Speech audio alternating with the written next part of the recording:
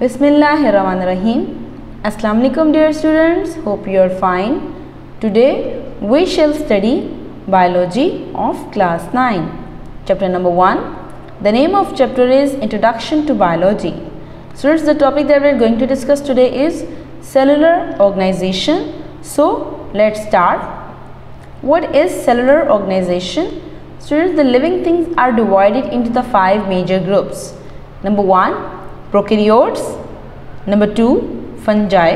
Number 3, protists. Number 4, animals. And number 5, plants.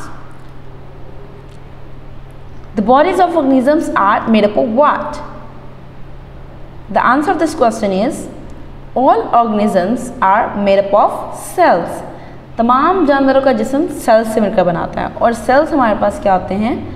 ये हमारे पास एक सेल का फिगर है, ठीक है स्टूडेंट्स। यहाँ पर सेल के अंदर ये साइटोप्लाज्म है स्काई ब्लू कलर में, ये इसकी सेल मेम्ब्रेन है, माइटोकॉन्ड्रिया है यहाँ पर, सेंटर में सेल के अंदर न्यूक्लियस होता है और न्यूक्लियस के अंदर डीएनए। ये एंडोप्लाज्मिक रेटिकुलम्स हैं, lysosomes, ribosomes, Golgi apparatus. Students, ये सेल के कंपोनेंट्स हैं। There are 2 basic types of cells. Number 1, prokaryotic cell and number 2 is eukaryotic cell.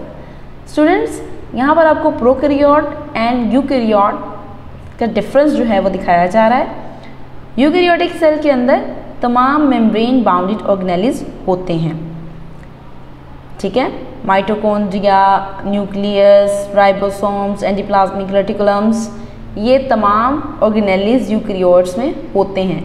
While prokaryotes के अंदर हमारे पास मेम्ब्रेन बाउंडेड ऑर्गेनेल्स नहीं होते हैं। यहाँ पर एक न्यूक्लियोइड है सिर्फ, ठीक है। न्यूक्लियोइड वो रीजन होता है जहाँ पर डीएनए वगैरह मौजूद हो, ठीक है। इसके अलावा सेल मेम्ब्रेन, सेल वॉल है, कैप्सूल है, राइबोसोम्स हैं, but mitochondria, nucleus, endoplasmic reticulums, क्योंकि ये मेम्ब्रेन बाउंडेड ऑर्गेनेल्स होते हैं तो ये प्रोकैरियोट्स में नहीं होते। तो स्टूडेंट्स, जिन जानदारों के अंदर प्रोकैरियोटिक सेल होता है उन्हें हम बोलते हैं प्रोकैरियोट्स, और जिन जानदारों के अंदर यूकैरियोटिक सेल होता है उन्हें हम बोलते हैं यूकैरियोट्स। स्टूडेंट्स, सेलुलर ऑर्गेनाइजेशन हमारे पास 3 मेजर ग्रुप्स में डिवाइड है। सबसे पहले हमारे पास है unicellular organisation, then colonial organisation and the last one is multicellular organisation. Students, वो तमाम जानदार जिनके अंदर यूनिसेलुलर ऑर्गेनाइजेशन होती है उन्हें हम बोलते हैं यूनिसेलुलर ऑर्गेनिजम्स। जिनके अंदर हमारे पास क्लोनियल ऑर्गेनाइजेशन होती है उन्हें हम बोलते हैं क्लोनियल ऑर्गेनिजम्स, और ऐसे जानदार जिनके अंदर मल्टी सेलुलर ऑर्गेनाइजेशन पाई जाती हैं उन्हें हम कहते हैं मल्टी सेलुलर ऑर्गेनिजम्स। ठीक हो गया स्टूडेंट्स, हम स्टार्ट करेंगे अब यूनिसेलुलर ऑर्गेनाइजेशन से। यूनि का मतलब होता है 1 एंड सेलुलर मीन्स सेल, तो यूनिसेलुलर ऑर्गेनाइजेशन का मतलब हुआ सिंगल सेल पर मुश्तमिल जानदार। In unicellular organism only 1 cell make the life of an organism.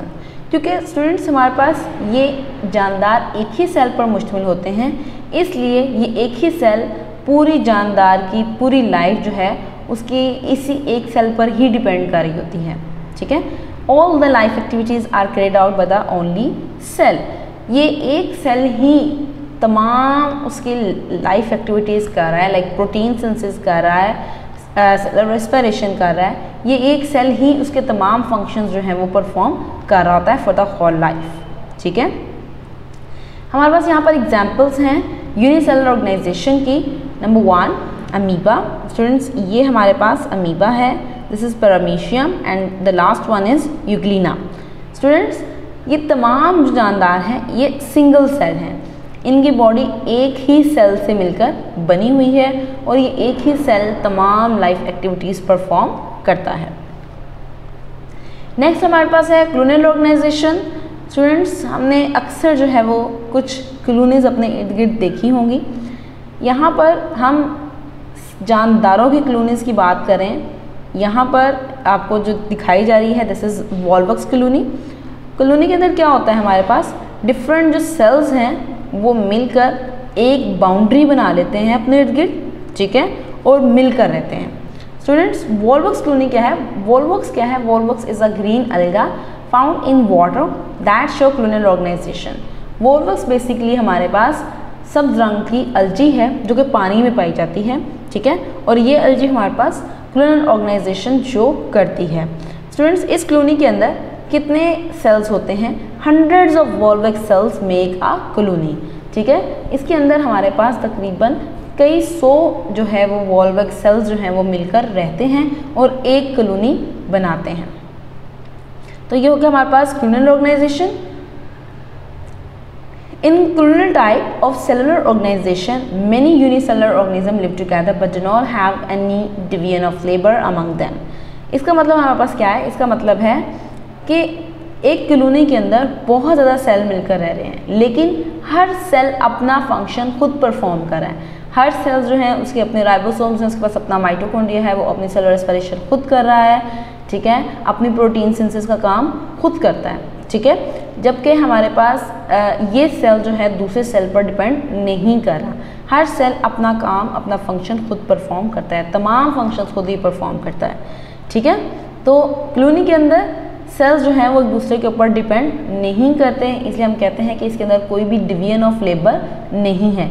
Division of labour से मुराद है कि अगर हमारे पास यहाँ पर डिवीजन ऑफ लेबर होती तो हर सेल को कोई ना कोई काम दे दिया जाता, लेकिन यहाँ पर डिवीजन ऑफ लेबर नहीं है, काम तकसीम नहीं किया गया, हर सेल ने अपना काम खुद परफॉर्म करना है। Each unicellular organism in a colony live its own life and doesn't depend on the other cells for its vital requirements. अपनी ज़रूरत के लिए कॉलोनी के अंदर मौजूद जो सेल्स हैं वो दूसरे सेल्स पर डिपेंड नहीं करते हैं, ठीक है। नेक्स्ट हमारे पास है multi cellular organisation. Multi cellular organisation में हमारे पास क्या होता है? द सेल्स, मल्टी का मतलब ही हमारे पास होता है मैनी और सेलुलर का मतलब है सेल्स। तो मल्टी सेलुलर ऑर्गेनाइजेशन का मतलब हमारे पास होता है in multi cellular organisation cells are organised in the form of tissues, organs and organ systems. क्योंकि यहाँ पे बहुत सारे सेल्स हैं तो सेल्स मिलकर टिश्यूज बना देते हैं, टिश्यूज मिलकर ऑर्गन्स बनाते हैं एंड द ऑर्गन्स जो हैं वो हमारे पास मिलकर अल्टीमेटली ऑर्गन सिस्टम बना देते हैं। स्टूडेंट्स हमने देखा है कि फ्रॉग एंड हमारे पास जो मस्टर्ड प्लांट है वो हमारे पास एग्जाम्पल्स हैं मल्टी सेलुलर ऑर्गेनाइजेशंस की। स्टार्ट करते हैं हम फ्रॉग से। पहले हम फ्रॉग को अंडरस्टैंड करेंगे। फ्रॉग का साइंटिफिक नेम हमारे पास ट्राइनाटागिना है। The body is made up of organ system and each organ system consist of related organs. हमारे पास जो फ्रॉग है इसकी बॉडी जो है वो ऑर्गन सिस्टम और ऑर्गन्स और ऑर्गन सिस्टम पर मुश्तमिल होती है, ठीक है students. All the organs are made up of specific tissues, epithelial, glandular, muscular, nervous tissues. Students हम इनके बारे में, इन टिश्यूज़ के बारे में हम पीछे पढ़ चुके हैं अपनी प्रीवियस वीडियो के अंदर। तमाम जो ऑर्गन्स हैं फ्रॉग के अंदर वो स्पेसिफिक टिश्यूज़ से मिलकर बने हुए हैं, और वो टिश्यूज़ कौन कौन से हैं? वो टिश्यूज़ हमारे पास हैं epithelial tissue, glandular tissue, muscular tissue and the last one is nervous tissues. Mustard plant जिसका साइंटिफिक नेम है हमारे पास ब्रासिका कैम्पेस्ट्रस। स्टूडेंट्स इसे हम उर्दू में सरसों का पौधा भी कहते हैं, ठीक है। यह आपने अक्सर घरों में इस्तेमाल किया जाता है इसको वेजिटेबल के तौर पर। Mustard plant is sown in winter and it produce seeds at the end of winter. Students mustard plant के बीज जो है वो हम सर्दियों में बोते हैं, ठीक है, जबकि ये प्लांट जो है वो सीड प्रोड्यूस कर देता है जब विंटर सीजन ख़त्म होता है। तो ये प्लांट जो है वो फुली मतलब कंप्लीट इसकी ऑर्गेनाइजेशन हो जाती है, कंप्लीट बड़ा हो जाता है ये, और ये अपने सीड जो है वो प्रोड्यूस करता है। The plant body is use as vegetable, ठीक है स्टूडेंट्स। हम कहते हैं सरसों का साग जो है उसे हम सब्ज़ी के तौर पर इस्तेमाल करते हैं, उसे हम खाते हैं, जबकि seeds of mustard plant are use for extracting oil. जो हमारे पास जो सरसों के पौधे के जो बीज होते हैं उनसे तेल निकाला जाता है, और ये तेल जो है वो आम घरों में इस्तेमाल किया जाता है। सरसों के तेल जो है मस्टर्ड प्लांट बॉडी, जब हमारे पास सरसों का जो पौधा है उसकी प्लांट बॉडी किस तरह से है? उसकी प्लांट बॉडी दो हिस्सों पर डिवाइड है। एक हमारे पास होते हैं उसके अंदर vegetative organs, the number 2 is reproductive organs, ठीक है। उसके ऑर्गन्स को हमने दो हिस्सों में डिवाइड कर दिया है, vegetative organs and reproductive organs. Vegetative organs हमारे पास कौन कौन से होते हैं? रूट यानी कि जड़ होगी, स्टेम तना, ब्रांचेस शाखें एंड लीव्स और उसके पत्ते, ठीक है। उसकी जड़ें, तना, शाखें और पत्ते जो हैं वो मिलकर हमारे पास बनाते हैं वेजिटेटिव ऑर्गन्स। स्टूडेंट्स, जबकि रिप्रोडक्टिव ऑर्गन्स हमारे पास क्या होते हैं? Flowers are the reproductive organs of the plant. Students, हम वेजिटेटिव ऑर्गन्स को वेजिटेटिव ऑर्गन्स क्यों कहते हैं? Because they do not take part in the sexual reproduction. और हम फ्लावर्स को रिप्रोडक्टिव ऑर्गन क्यों कहते हैं? Because they take part in the sexual reproduction. Flowers हमेशा जो है वो रिप्रोडक्शन में पार्टिसिपेट करते हैं, फ्लावर्स की वजह से ही रिप्रोडक्शन होती है, जबकि जो रूट, स्टेम एंड ब्रांचेस और लीव्स हैं इनकी वजह से रिप्रोडक्शन नहीं होती हैं। जब फ्लावर्स रिप्रोडक्शन करते हैं तो इसके नतीजे में वो बनाते हैं सीड्स एंड फ्रूट्स। स्टूडेंट्स, ये था आज का हमारा लेक्चर। हमने आज पढ़ा सेलुलर ऑर्गेनाइजेशन और इसमें हमने unicellular organisms, multi cellular organisms और क्लोनियल ऑर्गेनिज्म जो हैं इनके अंदर मौजूद ऑर्गेनाइजेशन जो हैं उन्हें पढ़ा। उम्मीद है स्टूडेंट्स आपको आज का लेक्चर समझ में आया होगा। Thank you so much. अल्लाह हाफिज़। Dear students, please subscribe our channel, press the bell icon, like, share and comment the video. Thank you very much.